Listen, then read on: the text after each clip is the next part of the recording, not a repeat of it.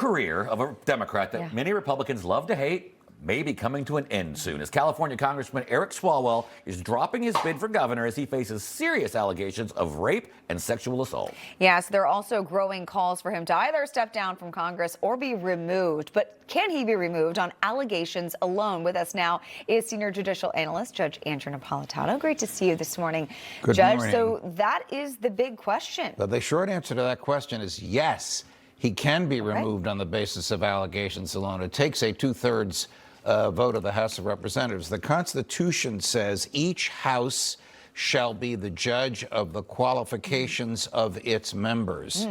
So if the House of Representatives by a two-thirds vote says we don't want someone in our midst who has these allegations, unproven, not tested in a court of law, but serious allegations.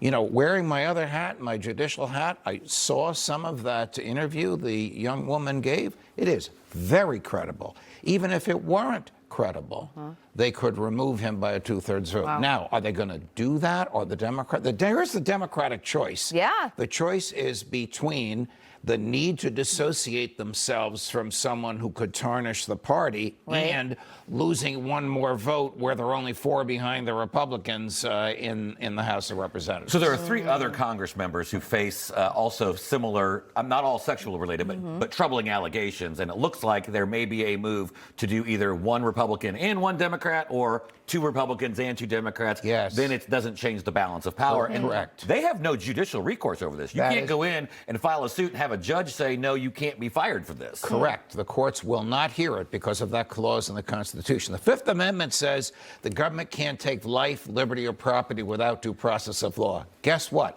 A seat in the House of Representatives is none of those 3. So I want to ask you, we're hearing that the Manhattan District Attorney is the one now investigating this. He is a congressman from California.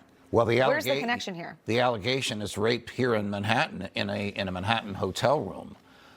Years ago, so the evidence is going to be very, very scant. It's just going to be the credibility of the accuser, and if there is any other digital or forensic evidence that she can lead them to. But this is profoundly the duty of the Manhattan DA to investigate something like this. If this is a criminal investigation underway, then criminal charges could still be filed. Is this within the statute of limitations here? It is within the statute of limitations, and criminal charges could be filed.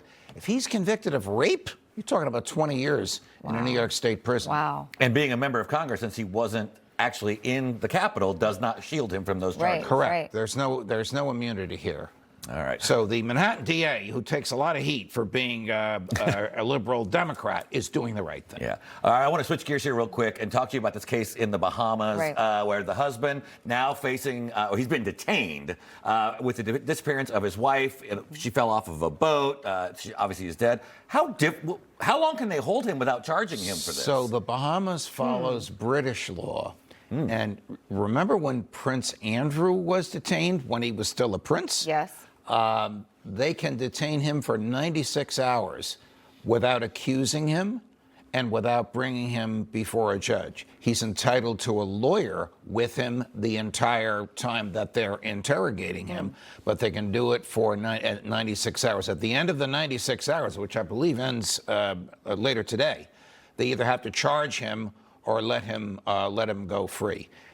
This is also one where there seems to be very little evidence other than his attitude about it, and the things he said, in my view, didn't seem to manifest true remorse or grief or brokenheartedness over your wife slipping through your hands and dying right there in front of you. I mean, that would be so catastrophic, but he didn't seem to manifest that.